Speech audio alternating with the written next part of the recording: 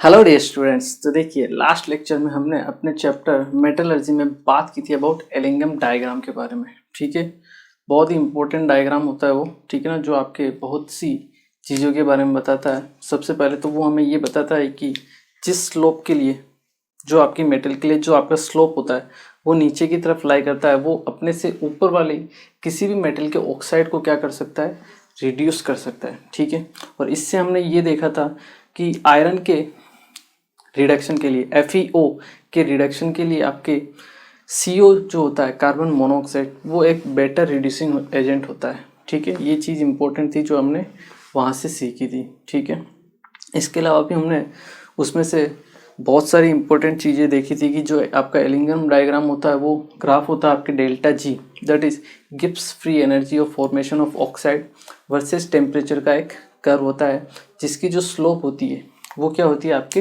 Positive होती है। ठीक है, मोस्ट ऑफ द टाइम। ठीक है, जब आपके डेल्टा S की वैल्यू क्या होती है, नेगेटिव, और जब आपके डेल्टा S की वैल्यू पॉजिटिव होती है तब स्लोप क्या होती है, आपकी नेगेटिव होती है। ठीक है, कहीं कहीं पे शार्प इंक्लाइन होता है आपके जो ग्राफ है वो, तो वो पॉइंट क्या डिनोट करता है, वो पॉइंट डिनोट करता है आपके melting point of that metal. ठीक है, किसी भी मेटल का मेल्टिंग पॉइंट वो हमें डिनोट करता है। ठीक है, ये भी हमने देख लिया था, और इसी से हमने ये भी देखा था कि जो आपका कार्बन है वो हाई टेम्परेचर पर जितने भी मेटल्स है सबके लिए एक बेटर रिड्यूसिंग एजेंट की तरह वर्क करता है। ठीक है, तो हम कार्बन को बहुत सारी जगह एज ए रिड्यूसिंग एजेंट भी काम कर में लेते हैं। ठीक है ना, वो भी हमने इसी डायग्राम के थ्रू देखा था। ठीक है, तो आपकी बहुत सारी इंफॉर्मेशन है ये हमने देखी। ठीक है, और जैसे जैसे आपका गैप बढ़ता जाता है, ये चीज़ भी हमने देखी कि जैसे जैसे आपका गैप बढ़ता जाता है ग्राफ्स के बीच में, ठीक है, दो हमने देखा था, मान लो ये आपकी एक मेटल है और ये आपकी दूसरी मेटल है। ठीक है, तो जैसे जैसे आपका ग्राफ का गैप बढ़ता रहेगा, ठीक है, वैसे वैसे आपकी इस वाली मेटल का जिसका कर्व क्या है, नीचे है, ठीक है, उसका इस वाली मेटल ऑक्साइड का जिसका कर्व ऊपर है, उसको रिड्यूस करने की जो टेंडेंसी है, जो स्ट्रेंथ है, वो भी क्या होती जाएगी, बढ़ती जाएगी। मतलब मान लो मैं आपको कहूँ कि इस टेम्परेचर पे मान लो आपका टेम्परेचर है आपका 1000 केल्विन, ठीक है, और यहाँ पे टेम्परेचर आपका 1500 केल्विन, तो किस टेम्परेचर पर इस मेटल ऑक्साइड को रिड्यूस करने की टेंडेंसी ज़्यादा होगी, तो आपकी इस टेम्परेचर पर 1500 केल्विन पर। क्यों? क्योंकि यहाँ पे गैप क्या हो चुका है, बढ़ चुका है। मतलब उस मेटल की सामने वाले मेटल ऑक्साइड को रिड्यूस करने की टेंडेंसी क्या होगी, बढ़ गई है। ठीक है, ये चीज़ भी इंपॉर्टेंट है जो आपको ध्यान रखनी है। ठीक है, अगर आपने नहीं लिखी हो तो आप इसे नोट करके लिख भी सकते हो एग्जाम्पल के थ्रू। ठीक है, तो बहुत सारी ऐसी इंफॉर्मेशन थी जो हमें कौन बताता, एलिंगम डायग्राम। ठीक है, आई एम श्योर आप लोगों ने NCERT भी पढ़ी होगी, वीडियो लेक्चर भी अच्छे से देखा होगा और आपको अच्छे से समझ में आया होगा। ठीक है, तो हमने बेसिकली हमें ये क्या बताता है एलिंगम डायग्राम की, जो आपका मेटल ऑक्साइड है उसको मेटल में कैसे कन्वर्ट करना है, मतलब उसके लिए जो रिड्यूसिंग एजेंट है वो बेटर कौन हो सकता है, इसके लिए हमने देखा था ये डायग्राम। ठीक है, तो आज हम क्या करेंगे, आज हम आपका जो मेटल ऑक्साइड है उसको रिड्यूस करेंगे किसमें, मेटल में। ठीक है, उससे पहले हम एक दो छोटी मोटी टर्म्स हैं उनके बारे में बात कर लेते हैं, that is flux and slag. क्या होते हैं, फ्लक्स एंड स्लेक। ठीक है, दो आपकी छोटी इंपॉर्टेंट टर्म्स होती है, that is flux and slag. देखिए, फ्लक्स एंड स्लेक क्या होता है उसके बारे में हम बात करते हैं। जो आपके ओर पार्टिकल्स होते हैं, क्या होते हैं, ओर पार्टिकल्स, उसमें एक तो आपके पास मेटल होती है और एक आपके पास क्या होती है, इम्प्यूरिटीज। ठीक है, इम्प्यूरिटीज जो होती है आपकी वो नॉन फ्यूजिबल इम्प्यूरिटीज होती है। कौन सी, नॉन फ्यूजिबल इम्प्यूरिटीज। ठीक है, या फिर इनको हम बोल सकते हैं रिफ्रैक्टरी इम्प्यूरिटीज। आपके रिफ्रैक्टरी का मतलब क्या होता है कि इनका जो मेल्टिंग पॉइंट होता है वो क्या होता है, आपका हाई होता है, high melting point in impurities का। जैसे हमने देखा था क्रोमियम का Cr2O3 की जब हम रिएक्शन करवाते हैं कार्बन के साथ, तो Cr4C3 फॉर्म होता है, वो रिफ्रैक्टरी नेचर का होता है, उसका मेल्टिंग पॉइंट क्या होता है, बहुत ज़्यादा होता है, इसलिए हम दोबारा से क्रोमियम को वापस ऑब्टेन नहीं कर पाते हैं, इसलिए हम Cr2O3 के रिडक्शन के लिए कार्बन को काम में नहीं लेते हैं। ठीक है, ये मैंने आपको लास्ट क्लास में भी बताया था। तो रिफ्रैक्टरी का मतलब होता है आपका हाई मेल्टिंग पॉइंट होता है उसका। ठीक है ना, तो उसको दोबारा मेल्ट करना इजीली पॉसिबल नहीं हो पाता है। ठीक है, तो देखिए और में क्या होती है, आपके मेटल होती है और इम्प्यूरिटीज़ होती है। ठीक है, ये नॉन फ्यूजिबल इम्प्यूरिटीज़ होती है, मतलब जब मेटल आपकी लिक्विड फॉर्म में होती है तो ये जो इम्प्यूरिटीज़ होती है वो उसके साथ क्या हो जाती है, मिक्स हो जाती है। ठीक है, तो आपकी जो मेटल है वो प्योर फॉर्म में नहीं हो पाती है, नहीं मिल पाती है, इसलिए हमें इन नॉन फ्यूजिबल इम्प्यूरिटीज़ को क्या करना होता है, रिमूव करना होता है। तो इन नॉन फ्यूजिबल इम्प्यूरिटीज़ को रिमूव करने के लिए हम जो काम में लेते हैं उसे हम क्या बोलते हैं, आपका फ्लक्स। तो फ्लक्स का इंपॉर्टेंट वर्क क्या होता है, फ्लक्स क्या करता है, आपकी जो नॉन फ्यूजिबल इम्प्यूरिटीज़ होती है, इम्प्यूरिटीज़, इनको क्या किस में कन्वर्ट करता है, आपके फ्यूजिबल मास में।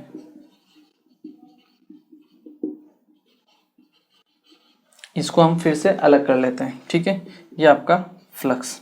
तो फ्लक्स का मेन वर्क क्या होता है, नॉन फ्यूजिबल इम्प्यूरिटीज़ को फ्यूजिबल मास में कन्वर्ट करना। ठीक है, ये होता है मेन इंपॉर्टेंट रोल फ्लक्स का। ठीक है, इसके अलावा हम बात करें आपके टाइप्स ऑफ फ्लक्स के बारे में, कि जो फ्लक्स होता है उसके कितने टाइप्स होते हैं। एक बार आप इसे नोट कीजिए, किया, ओके। चलिए अब हम बात करते हैं टाइप्स ऑफ फ्लक्स के बारे में, कि फ्लक्स के कितने टाइप होते हैं। टाइप्स ऑफ फ्लक्स, आपका जो फ्लक्स होता है दो टाइप का होता है, that is first one is acidic flux और सेकंड होता है आपका दैट इज बेसिक फ्लक्स। ठीक है, एसिडिक फ्लक्स क्या करता है, आपकी जो बेसिक इम्प्यूरिटीज होती है, ठीक है, अगर फ्लक्स एसिडिक होगा तो बेस के साथ ही रिएक्शन करेगा, तो आपकी जो बेसिक इम्प्यूरिटीज होती है उनको एसिडिक फ्लक्स रिमूव करता है, वहीं बेसिक फ्लक्स आपकी एसिडिक इम्प्यूरिटीज को रिमूव करेगा। ठीक है, तो एसिडिक फ्लक्स के लिए हम लिख सकते हैं एसिडिक फ्लक्स रिमूव और रिएक्ट विथ बेसिक इम्प्यूरिटीज। ठीक है, acidic flux reacts with basic impurities and remove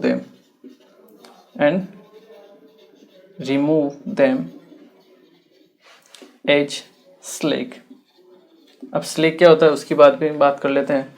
देखिए एसिडिक फ्लक्स का अगर हम बात करें, एग्जांपल लेंगे, तो एसिडिक फ्लक्स आपका, आप SiO2 को ले लीजिए।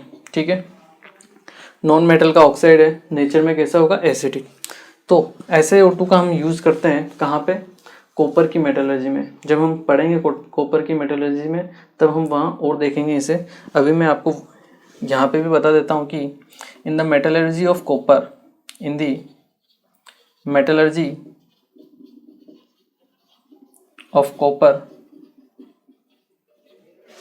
the FeO is main impurity। FeO metal का ऑक्साइड है, मेटल का ऑक्साइड नेचर में कैसा होता है, बेसिक। तो बेसिक ऑक्साइड को, बेसिक इम्प्यूरिटी को रिमूव करने के लिए हमने एसिडिक फ्लक्स को काम में लिया है। ठीक है, जो आपका नॉन मेटल का ऑक्साइड है। ठीक है, in the metallurgy of copper the FeO is main impurity. ठीक है, और इसको रिमूव करने के लिए हम किसको काम में लेते हैं, SiO2 को। कैसे, FeO जब रिएक्शन करता है FeSiO2 के साथ तो आपके FeSiO3 फॉर्म होता है, इसे हम बोलते हैं स्लैग। क्या बोलते हैं, स्लैग। स्लैग का मेन वर्क क्या होता है, जो भी आपकी इम्प्यूरिटीज होती है, ठीक है, अगर एसिडिक है तो हम बेसिक फ्लक्स को काम में लेंगे, बेसिक इम्प्यूरिटीज है तो एसिडिक फ्लक्स को काम करके उसको रिमूव करेंगे, और तो जो आपका फॉर्म होगा उससे हम क्या बोलेंगे, स्लैग बोलेंगे। ठीक है, सेम इसी तरीके से बेसिक फ्लक्स होता है। बेसिक फ्लक्स क्या होता है, आपके किसके साथ रिएक्ट करेगा, ये आपके एसिडिक इम्प्यूरिटीज के साथ। तो आप लिख सकते हो basic flux reacts with acidic impurities, ठीक है, and remove them as slag, वो आप लिख सकते हो, ठीक है ना। क्लियर है। यहाँ पे हम जो बेसिक फ्लक्स काम में लेते हैं that is CaCO3, calcium carbonate, जिसे हम लाइमस्टोन भी बोलते हैं, ठीक है, इसको हम काम में लेते हैं, ठीक है। और इसको हम काम में लेते हैं आपके मेटलर्जी ऑफ आयरन के लिए, ठीक है। आयरन की मेटलर्जी में SiO2 जो होती है मेन इम्प्योरिटीज होती है SiO2, तो उसको रिमूव करने के लिए हम कैल्शियम कार्बोनेट को काम में लेते हैं, ठीक है। तो आप लिख सकते हो इन दी मेटलर्जी ऑफ आयरन और Fe we use limestone as a flux, ठीक है। तो रिएक्शन कैसे होती है लाइमस्टोन के इसमें आयरन के लिए, ठीक है, लाइमस्टोन एज ए फ्लक्स काम मिलेंगे। और जो इसमें इम्प्योरिटीज होती है वो होती है आपकी SiO2 की। तो SiO2 रिएक्शन करता है आपके किसके साथ, कैल्शियम कार्बोनेट के साथ। देखिए कैल्शियम कार्बोनेट जो होता है ये कन्वर्ट होता है सबसे पहले आपके CaO प्लस CO2 में, ठीक है। तो जो आपका CaO होता है ये रिएक्शन करता है आपके SiO2 के साथ और फॉर्म करता है CaSiO3, जिसे हम क्या बोलते हैं, आपका स्लैग बोलते हैं। स्लैग की जो डेंसिटी होती है ये आपकी लाइटर होती है, ठीक है ना। तो इसमें इम्प्योरिटीज तो होती है, इसको हम फर्दर रिमूव भी कर सकते हैं, ठीक है। तो ये है आपके एसिडिक फ्लक्स और बेसिक फ्लक्स, ठीक है। इसके अलावा यहाँ पे एक इम्पोर्टेंट चीज़ होती है, अगर हम बात करें जो आपकी स्लैग होती है इसका एक मेन फंक्शन होता है, वो भी हम देख लेते हैं। फंक्शन ऑफ स्लैग, जो आपकी स्लैग है उसका क्या फंक्शन होता है, ठीक है। तो स्लैग का एक और फंक्शन ये होता है कि जैसे ये आपकी मेटल है, ठीक है, लिक्विड मेटल है, ठीक है, ये आपके कंटेनर में है, फिल है लिक्विड मेटल, ठीक है। तो स्लैग क्या करती है, इसकी डेंसिटी कम होती है, ये लाइटर वेट में होती है। तो आपके स्लैग जो होती है वो इस सरफेस के ऊपर आ जाती है, यहाँ पे आके इकट्ठी हो जाती है। क्या होगी, यहाँ पे आके इकट्ठी हो जाएगी। यहाँ पे होता है अपना नॉर्मल एटमॉस्फेयर होता है, ठीक है। तो क्या होता है, अगर मान लो स्लैग प्रेजेंट ना हो तो ये जो मेटल होती है जो हमने ऑब्टेन की है वो इसके साथ रिएक्शन कर सकती है, ठीक है। जो आपकी मेटल है उसके साथ जो एटमॉस्फेयर में प्रेजेंट गैसें हैं, ठीक है, ऑक्सीजन है, नाइट्रोजन है, वो इसके साथ रिएक्शन कर सकती है, इनका फर्दर इसको फर्दर मेटल को ऑक्साइड में कन्वर्ट कर सकती है। बट क्यों, क्योंकि यहाँ पे स्लैग ऊपर प्रेजेंट हो जाता है, ठीक है। स्लैग प्रेजेंट होने की वजह से आपकी जो एटमॉस्फेरिक गैसें हैं वो इस आपकी जो मोल्टन मेटल है उसके साथ रिएक्शन शो नहीं कर पाती है। तो आपकी मेटल जो है बची हुई रहती है। इस मेटल को हम यहाँ से अलग रिमूव कर लेते हैं, ठीक है, ये आपकी मेटल आ जाती है। और अगर हमें स्लैग को रिमूव करना है तो हम यहाँ से आपके स्लैग को भी रिमूव कर लेते हैं, ठीक है। ये आपका स्लैग होता है और ये आपकी मोल्टन मेटल। तो फर्दर ऑक्सीडेशन होने से बचाने के लिए आपका स्लैग का इम्पोर्टेंट रोल होता है मेटल के लिए, ठीक है। तो इसको आप नोट कर सकते हो, ठीक है ना। स्लैग है low density or we can say lighter in weight. Slag is lighter in weight, so it floats on the surface of molten metal and it prevents the further oxidation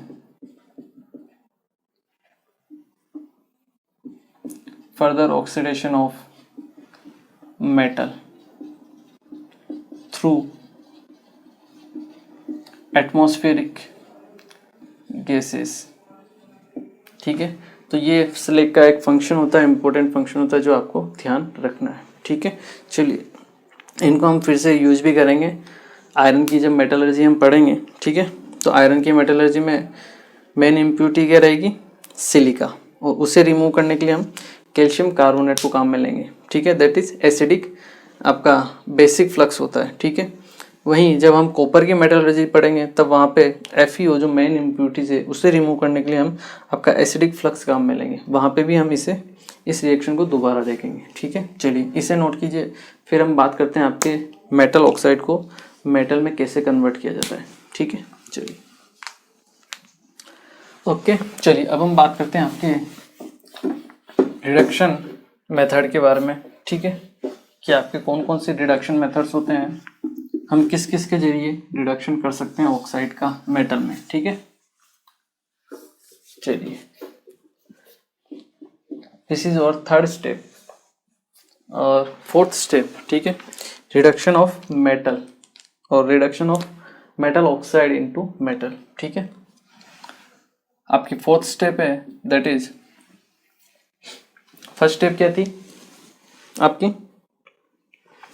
और particles को क्या करना, सबसे पहले तो crushing करना। ठीक है, उसके बाद सेकंड प्रोसेस था आपका कॉन्सेंट्रेशन ऑफ ओर, थर्ड में आपको ऑक्साइड में उसको कन्वर्ट करना था कैल्सिनेशन या फिर रोस्टिंग के जरिए। फोर्थ प्रोसेस क्या है आपका, जो ऑक्साइड फॉर्म हुआ है उसको किस में कन्वर्ट करना है, मेटल में। ठीक है, सो फोर्थ प्रोसेस है दैट इज रिडक्शन ऑफ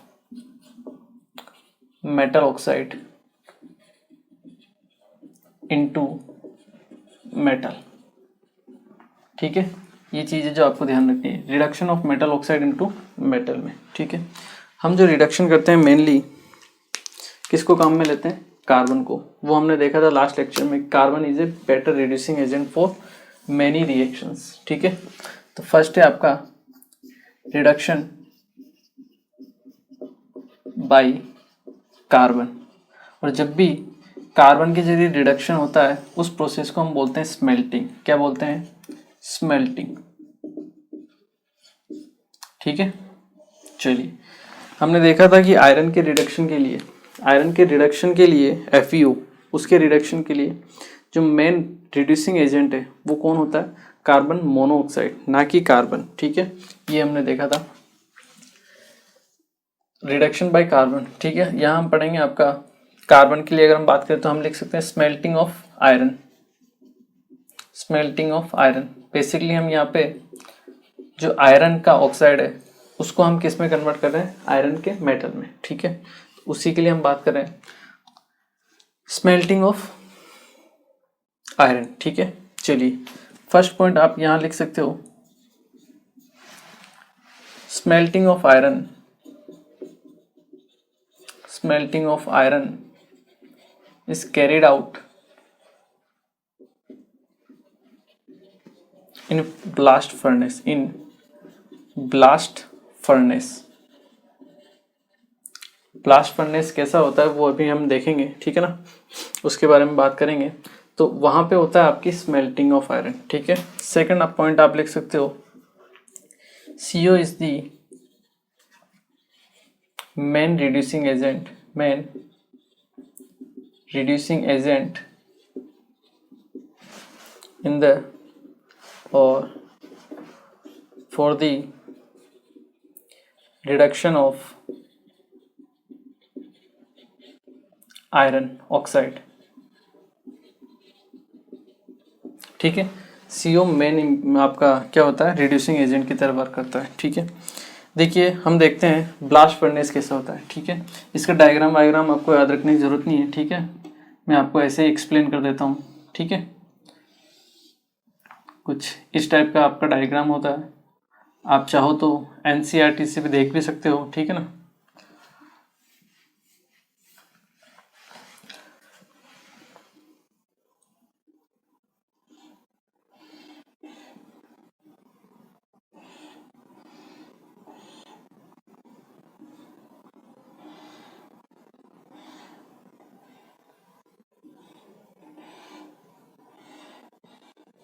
कुछ इस टाइप का डायग्राम होता है इसका।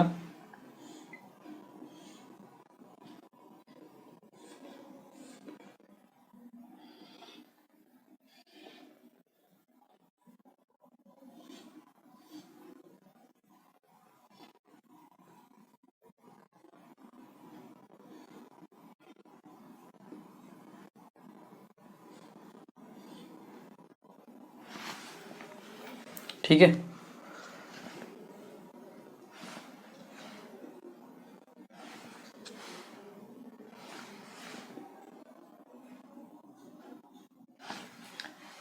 यहाँ पे आपके अलग अलग बेड्स लगे होते हैं, ठीक है। और इन बेड्स पे हम क्या करते हैं, यहाँ से ऊपर से सप्लाई करते हैं हम, और क्या क्या डालते हैं हम, और डालते हैं एक तो, साथ में डालते हैं कार्बन, ठीक है। ठीक है, क्योंकि कार्बन के थ्रू हम क्या कर रहे हैं, रिडक्शन कर रहे हैं, ठीक है। कार्बन के थ्रू रिडक्शन कर रहे हैं, बट रिड्यूसिंग एजेंट आपका CO है, ये चीज़ आपको ध्यान रखनी है, ठीक है ना।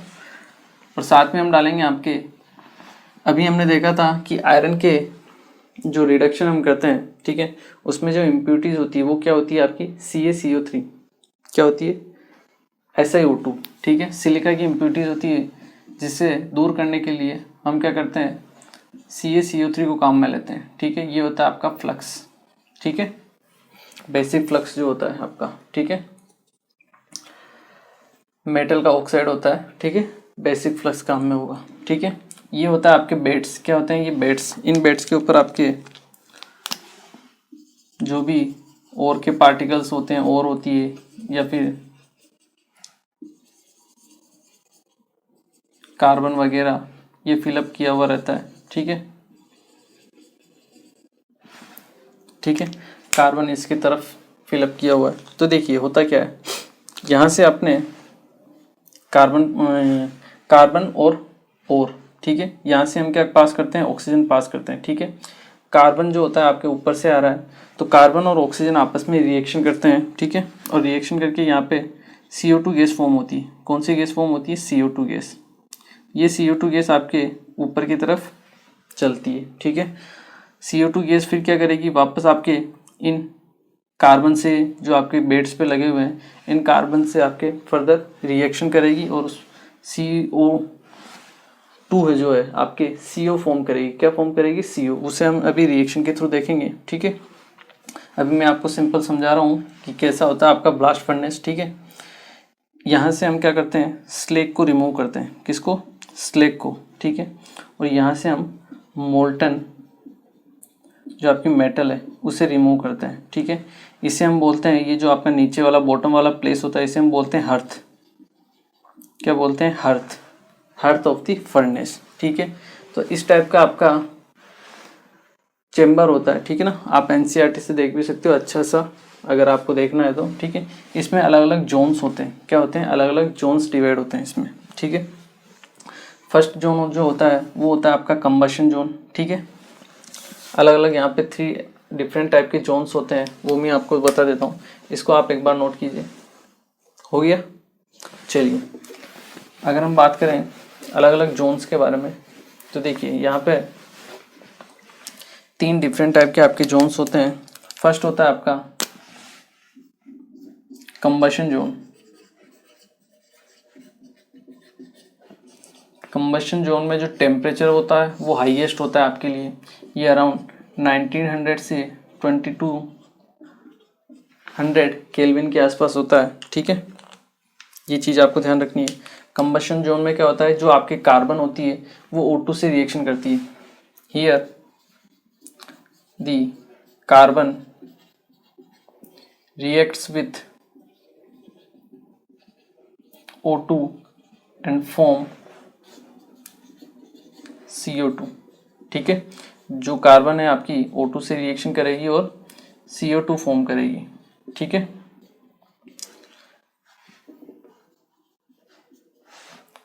इसके अलावा and this CO2 rises upward, ये CO2 आपके ऊपर की तरफ मूव करेगी, ठीक है। यहाँ एक पॉइंट आप लिख सकते हो, दिस इज दी, ये जो होता है आपके हाईएस्ट टेम्परेचर जोन होता है, ठीक है। This is the highest temperature zone, ठीक है। ये चीज़ आपको ध्यान रखनी है। दूसरा अगर हम बात करें, जो सेकंड चेम्बर होता है, इसे हम बोलते हैं आपका रिडक्शन। क्या बोलेंगे, रिडक्शन जोन, ठीक है। यहाँ पे टेम्परेचर अराउंड 500 से 800 केल्विन के आसपास होता है, ठीक है। और हमने देखा था किसमें, एलिंगम डायग्राम में, कि जब आपके टेम्परेचर 1073 से कम होता है तब CO एक बेटर रिड्यूसिंग एजेंट की तरह वर्क करता है, ना कि कार्बन। ठीक है, उसे ही हम यहाँ यूज़ करेंगे। जो आपका रिडक्शन जोन होता है उसमें क्या होती है, ये जो CO2 बनी है ये फर्दर आपके कार्बन के साथ रिएक्शन करती है, ठीक है, और CO फॉर्म करती है। और ये जो CO है ये आपके और पार्टिकल्स जो होते हैं आयरन के, उनके साथ रिएक्शन करते हैं। जैसे आपके Fe2O3 प्रेजेंट है, ठीक है, ये आपके CO जो है उससे रिएक्शन करेगी और Fe3O4 में कन्वर्ट होगी, साथ में आपके CO2 गैस मिलेगी। ठीक है, रिएक्शन को आप बैलेंस कर सकते हो 3-2, ठीक है, रिएक्शन बैलेंस है। ये Fe3O4 फर्दर रिएक्शन करता है CO के साथ और फॉर्म करता है आपके FeO solid plus CO2 gas. ठीक है, फिर से आप रिएक्शन को बैलेंस कर सकते हो 3, रिएक्शन बैलेंस। ये जो FeO है, ठीक है, फर्दर आपके CO के साथ रिएक्शन करता है और Fe फॉर्म करता है, साथ में CO2 गैस। ठीक है, तो इस टाइप से रिडक्शन जोन में आपका CO जो होता है, CO मेन रिड्यूसिंग एजेंट होता है। क्या होता है, मेन रिड्यूसिंग एजेंट। और आपके फॉर्म क्या होता है फॉर्म क्या होता है, आपके CO2 गैस फॉर्म होती है। ठीक है, ये इंपॉर्टेंट चीज़ है जो आपको ध्यान रखनी है। Main reducing agent, main reducing agent. ठीक है, यहाँ से जो आयरन हमें मिलता है, ये जो आयरन है इसे हम बोलते हैं पिग आयरन। क्या बोलते हैं, पिग आयरन। ठीक है, इसका इंडस्ट्रियली कोई यूज नहीं होता है। ठीक है, इसलिए हम इसे क्या बोलते हैं, पिग आयरन, क्योंकि इसमें कार्बन की इम्प्यूरिटीज क्या होती है, ज़्यादा होती है। ठीक है, इसे हम और पढ़ेंगे जब हम आपके मेटलर्जी पढ़ेंगे आयरन के लिए अलग से। ठीक है, अभी हम केवल मेथड्स देख रहे हैं। ठीक है, तो ये दो आपके जोन हो गए, इनको आप नोट कीजिए। फिर हम बात करते हैं आपके थर्ड जोन के बारे में। ठीक है, इसको आप नोट कीजिए। ओके, चलिए अब हम बात करते हैं आपके थर्ड जोन के बारे में। थर्ड जोन जो होगा आपका, that is slag formation zone. Slag formation zone, या फिर इसे हम फ्यूजन जोन भी बोलते हैं, फ्यूजन जोन। ठीक है, यहाँ जो टेम्परेचर होता है ये अराउंड आपके 1000 से 1400 केल्विन के आसपास होता है। ठीक है, जो आपको ध्यान रखना है। यहाँ पे होता क्या है, यहाँ पे जो हमारे पास इम्प्यूरिटीज होती है, आयरन के लिए इम्प्यूरिटीज क्या होती है, SiO2 मेन इम्प्यूरिटीज। ठीक है, ये क्या है, आपकी इम्प्यूरिटी। ठीक है, इसकी रिएक्शन होती है CaCO3 के साथ। CaCO3 से हमें क्या मिलता है, CaO। आप नहीं तो पहले आप रिएक्शन लिख सकते हो कैल्शियम कार्बोनेट के लिए, कि कैल्शियम कार्बोनेट से हमें क्या मिलता है, सबसे पहले CaO फॉर्म होता है, साथ में CO2 गैस। ठीक है, ये जो CaO ये फर्दर रिएक्ट करता है आपके SiO2, नॉन मेटल ऑक्साइड होता है। ठीक है, नॉन मेटल ऑक्साइड मतलब आपका एसिडिक फ्लक्स, एसिडिक फ्लक्स। इसको रिमूव करने के लिए हमें एसिडिक इम्प्यूरिटी है ये। ठीक है, एसिडिक इम्प्यूरिटी है, इसको रिमूव करने के लिए हमें बेसिक फ्लक्स की रिक्वायरमेंट रहती है, दैट इज CaO। ठीक है, तो आपको मिलेगा CaSiO3, जिसे हम क्या बोलते हैं, आपका स्लैग बोलते हैं।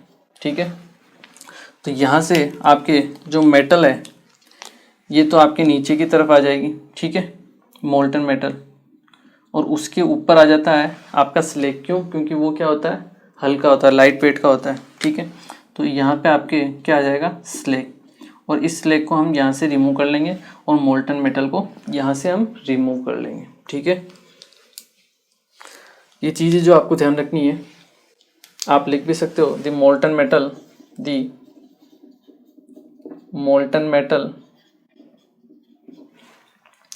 collect at the hearth of the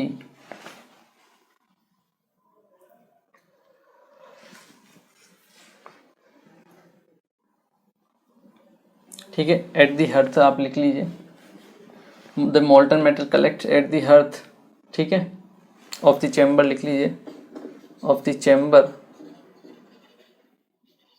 और at the furnace of the furnace लिख लीजिए, कुछ भी लिख लीजिए, कोई फर्क नहीं पड़ता, ठीक है ना। हर्थ मतलब आपका बॉटम है, ठीक है, हर्थ मतलब आप बॉटम लिए लिख सकते हो, ठीक है। The molten metal collects at the hearth of the furnace, ठीक है, एंड देन रिमूव्ड, ठीक है। तो ये होते हैं आपके डिफरेंट टाइप्स के जोन, ठीक है, किसके लिए, मेटलर्जी ऑफ आयरन के लिए, ठीक है। तो हमने देखा कि कैसे हम आयरन के ऑक्साइड को किस में कन्वर्ट करते हैं, आयरन में, ठीक है। ये हो सकता है इंडस्ट्रियल इम्पोर्टेंस वाला नहीं है, बट फर्दर हम इसको यूज़ करके अच्छे तरीके से हम क्या कर सकते हैं, एक बेटर आयरन को फॉर्म कर सकते हैं। वो हम देखेंगे जब हम इंडिविजुअल मेटलर्जी पढ़ेंगे, किसके लिए, आयरन के लिए, ठीक है। चलिए, ये था अपना फर्स्ट मेथड, जिसके जरिए हम क्या कर सकते हैं, आयरन को किस में कन्वर्ट कर सकते हैं, आयरन के जो ऑक्साइड है उसको किस में कन्वर्ट कर सकते हैं, आयरन में, ठीक है। मतलब मेटल ऑक्साइड को रिड्यूस कर सकते हैं मेटल में। फर्स्ट मेथड था रिडक्शन बाय आपका कार्बन, ठीक है, इसे नोट कीजिए। फिर हम पढ़ते हैं अपने दूसरे मेथड के बारे में, ठीक है। चलिए, अब हम पढ़ते हैं आपका सेकंड मेथड, ठीक है। फर्स्ट मेथड क्या था आपका, रिडक्शन बाय कार्बन, ठीक है।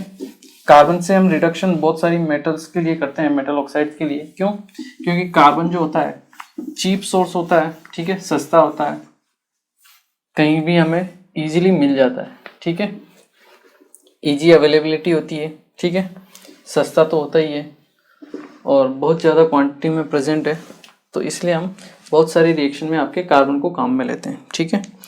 सेकंड जो प्रोसेस है आपका, दैट इज, या जो सेकंड मेथड है, that is reduction by more electropositive metal, ठीक है। मोर इलेक्ट्रोपॉजिटिव मेटल से हम क्या कर सकते हैं, रिडक्शन कर सकते हैं। जैसे आपकी मेटल से आपकी एल्यूमिनियम या फिर मैग्नीशियम, ये आपकी मोर इलेक्ट्रोपॉजिटिव मेटल्स होती है, जिनके लिए हम काम में लेते हैं। तो बहुत सारी कार्बन की रिएक्शंस हमने देख ही लिए कि बहुत सारी आपकी जो मेटल ऑक्साइड होती हैं उनके रिडक्शन के लिए हम कार्बन को काम में ले सकते हैं, ठीक है। बट क्योंकि हमने देखा था आपके एलिंगम डायग्राम से, ठीक है, हाई टेम्परेचर पर कार्बन जो होता है मोर सुटेबल रिड्यूसिंग एजेंट होता है मोस्ट ऑफ द रिएक्शन के लिए, बट उसकी कुछ लिमिटेशंस थी, वो भी हमने देखी थी। तो जहाँ पर आपके कार्बन काम में रिड्यूसिंग एजेंट की तरह वर्क नहीं करता है, वहाँ पर हम यूज़ करते हैं एल्यूमिनियम को, ठीक है। तो फर्स्ट है आपका रिडक्शन बाय एल्यूमिनियम। फर्स्ट क्या आएगा, रिडक्शन बाय एल्यूमिनियम, इसे हम बोलते हैं थर्माइट प्रोसेस। क्या बोलते हैं, थर्माइट प्रोसेस। इसमें क्या होगा, हम कार्बन की जगह किसे काम में लेंगे, एल्यूमिनियम को, ठीक है ना। आप लिख सकते हो, when carbon is not used as a reducing agent,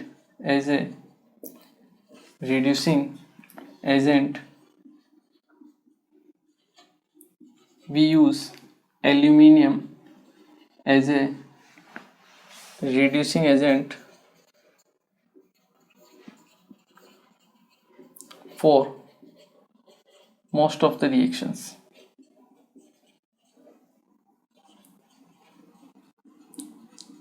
जैसे क्या था आपके Cr2O3, Cr2 जो O3 था उसकी जब हम कार्बन से रिएक्शन करवाते हैं, ठीक है, तो क्या फॉर्म होता है आपके Cr4O3, Cr4C3, ये होता है आपका क्रोमियम का कार्बाइड, ठीक है। ये क्या होता है आपका, रिफ्रैक्टरी होता है। ये मैंने आपको बताया था, इसका जो मेल्टिंग पॉइंट होता है बहुत ज़्यादा होता है, ये आपका हार्ड होता है, ठीक है, hard and high melting point, ठीक है। तो अगर ये एक बार बन गया तो इसको हम दोबारा मेल्ट नहीं कर पाते हैं, ठीक है। तो उसके लिए अगर हम मेल्ट कर भी लें तो बहुत ज़्यादा एनर्जी का लॉस होता है, ठीक है।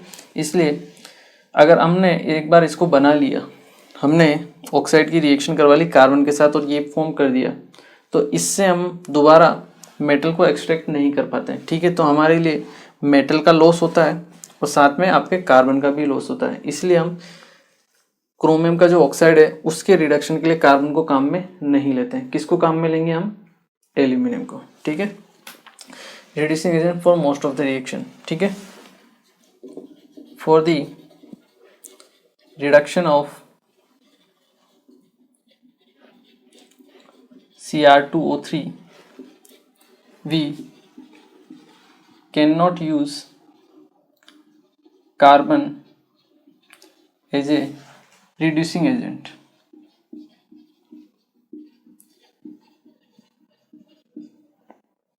as it forms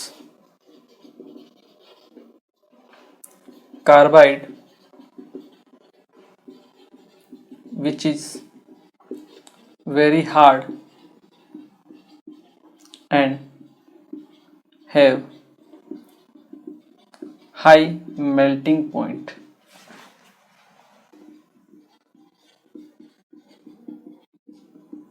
So there is loss of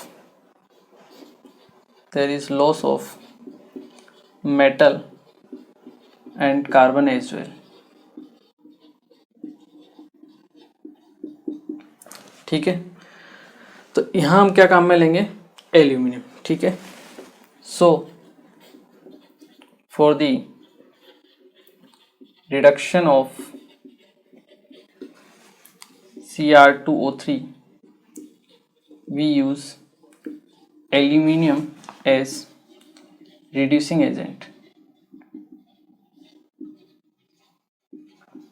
ठीक है, तो जब आप रिएक्शन कराओगे Cr2O3 की एल्यूमिनियम के साथ, ठीक है, तो आपको Al2O3 फॉर्म होगा, साथ में क्रोमियम। ठीक है, रिएक्शन को आप बैलेंस कर सकते हो, ट्वाइस एल्यूमिनियम ट्वाइस क्रोमियम। ठीक है, तो यहाँ से अपने को मेटल फॉर्म हो जाएगा। ठीक है, ये चीज़ें जो आपको ध्यान रखनी है। इसके अलावा आप Mn के लिए भी ले सकते हो, दैट इज़ मैग्नीज Mn3O4, उसकी भी आप रिएक्शन करवा सकते हो एल्यूमिनियम से, आपको दोबारा Al2O3 मिलेगा, साथ में Mn मैग्नीज फॉर्म होगा। ठीक है, यहाँ पे 3 ले लीजिए, यहाँ पे 4 ले लीजिए। ठीक है, 8 aluminium 9 Mn।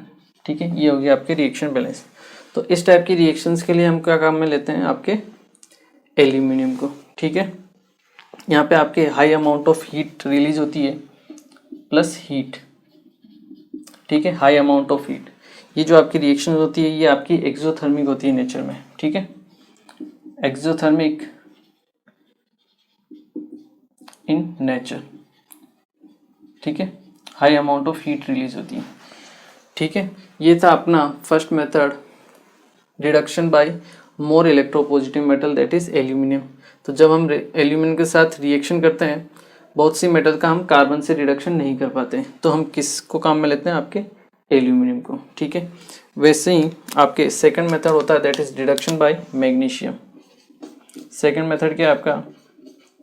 Reduction by magnesium, इसे हम बोलते हैं क्रोल्स प्रोसेस। क्या बोलते हैं हम? क्रोल्स प्रोसेस बोलते हैं। ठीक है, ये भी इम्पोर्टेंट चीज़ है जो आपको ध्यान रखनी है कि कैसे हम रिडक्शन करते हैं मैग्नीशियम के थ्रू। ठीक है, और अगर हमें रिडक्शन करना है मैग्नीशियम के थ्रू, तो हम स्पेसिफिक रिएक्शन लेते हैं काम में, दैट इज TiCl4। इसकी रिएक्शन कराते हैं हम मैग्नीशियम के साथ। ठीक है, टाइटेनियम क्लोराइड। ठीक है, इसकी रिएक्शन कराते हैं मैग्नीशियम के साथ, सिंपल डिस्प्लेसमेंट रिएक्शन होती है। ये आपकी मोर इलेक्ट्रोपॉजिटिव मेटल है, Ti को टाइटेनियम को क्या कर देती है? रिप्लेस कर देती है। ठीक है, तो आपके बनेगा साथ में MgCl2 प्लस Ti। ठीक है, रिएक्शन को आप बैलेंस कर सकते हो, ट्वाइस Mg ट्वाइस Mg। ठीक है, सिंपल रेडॉक्स रिएक्शन भी बोल सकते हैं इसे। ठीक है, यहाँ Mg 0 में होता है, यहाँ पे +2 में होता है, यहाँ पे टाइटेनियम आपके +4 में होता है, यहाँ पे 0 में होता है। तो टाइटेनियम का रिडक्शन हो रहा है और मैग्नीशियम का क्या हो रहा है? ऑक्सीडेशन। ठीक है, तो ये सिंपल सी आपकी सेकंड रिएक्शन है that is reduction by magnesium. ठीक है, चलिए इन्हें आप नोट कीजिए, फिर हम पढ़ते हैं अपने थर्ड मेथड के बारे में। चलिए अब हम बात करते हैं अपने थर्ड मेथड ऑफ रिडक्शन के बारे में, ठीक है। सेकंड हमने देख लिया, that is reduction by more electropositive metals, ठीक है। थर्ड हम देखते हैं, थर्ड जो आपका मेथड होता है that is self reduction method, जहाँ पे हमें किसी भी रिड्यूसिंग एजेंट की जरूरत नहीं होती है, ठीक है। उसे हम बोलते हैं आपका सेल्फ रिडक्शन मेथड, ठीक है। तो बात करते हैं अपने थर्ड मेथड के बारे में। थर्ड मेथड इज आपका self reduction method. Third method क्या होता है आपका, that is self reduction method, ठीक है। इसमें जो लेस इलेक्ट्रोपॉजिटिव मेटल्स होती है उनके लिए हम इसको काम में लेते हैं, ठीक है ना। तो आप लिख सकते हो, this method is used for less electropositive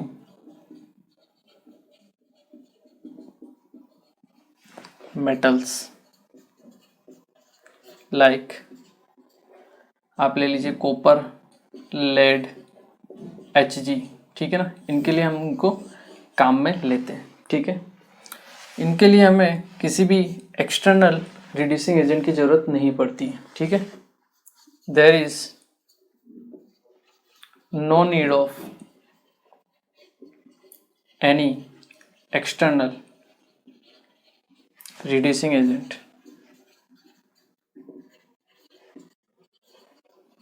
यहाँ पे हमें किसी भी एक्सटर्नल रिड्यूसिंग एजेंट की जरूरत नहीं पड़ती, ठीक है। होता कैसे है, सिंपल सा होता है, Cu2S आप कोई भी ले लीजिए, सल्फाइड और हम लेते हैं, ठीक है। सल्फाइड और में हम क्या करेंगे, रिएक्शन कराएंगे ऑक्सीजन के साथ, ठीक है। सीधा सिंपल आपका Cu2 ऑक्साइड और में कन्वर्ट होगा, साथ में SO2 फॉर्म होगी, ठीक है। रिएक्शन को आप बैलेंस भी कर सकते हो, Cu2SO2 ये 3/O2, ठीक है। ये जो आपका ऑक्साइड फॉर्म हुआ है ये फर्दर रिएक्शन करता है आपके Cu2S के साथ, तो Cu2S को रिड्यूस करने का काम करता है आपका Cu2O, जो आपके इसी रिएक्शन के दौरान बना हुआ है, ठीक है। ये आपके Cu2S को रिड्यूस करता है किसमें, Cu में, साथ में SO2 फॉर्म होती है, ठीक है।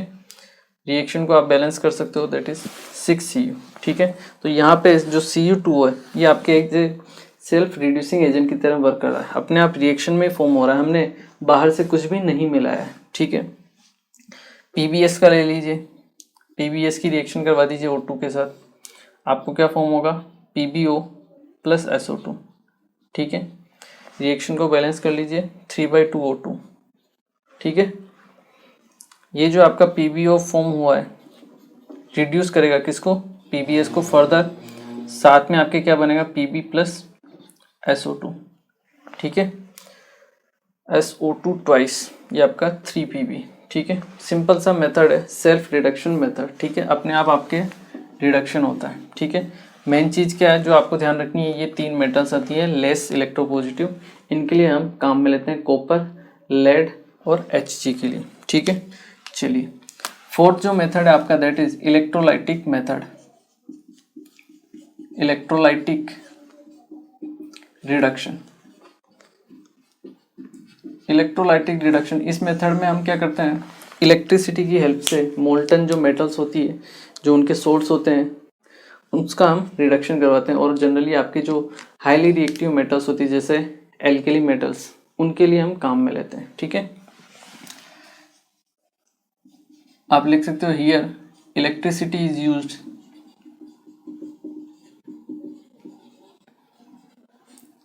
For the reduction of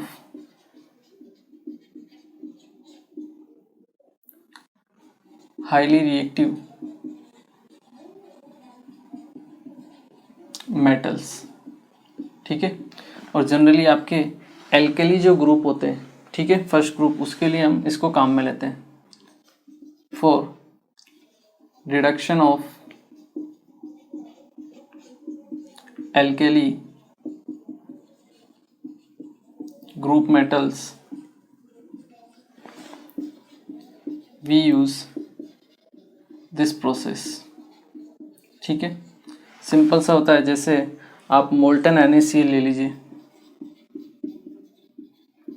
molten NaCl में क्या होगा आपके पास Na प्लस आयन होंगे, ठीक है, और Cl माइनस आयन होंगे, ठीक है। तो कैथोड पर क्या होता है, रिडक्शन होता है। कैथोड पर रिडक्शन होगा, किसका होगा, सोडियम का, ठीक है। सोडियम एक इलेक्ट्रॉन को क्या करेगा, गेन करेगा और आपके Na सॉलिड फॉर्म में आपके कन्वर्ट होगा, ठीक है, या रिड्यूस होगा। वहीं अगर हम बात करें एनोड के लिए, एनोड पे क्या होता है आपका, ऑक्सीडेशन होता है। तो आपका Cl माइनस क्या करेगा, Cl2 गैस में ऑक्सीडाइज हो जाएगा, ठीक है, एक इलेक्ट्रॉन लूज करके, ठीक है। तो सिंपल सी रिएक्शन होती है। तो ये आपके 4 टोटल मेथड होते हैं, किसके लिए, रिडक्शन के लिए, ठीक है। एक बार आप इन्हें नोट कीजिए।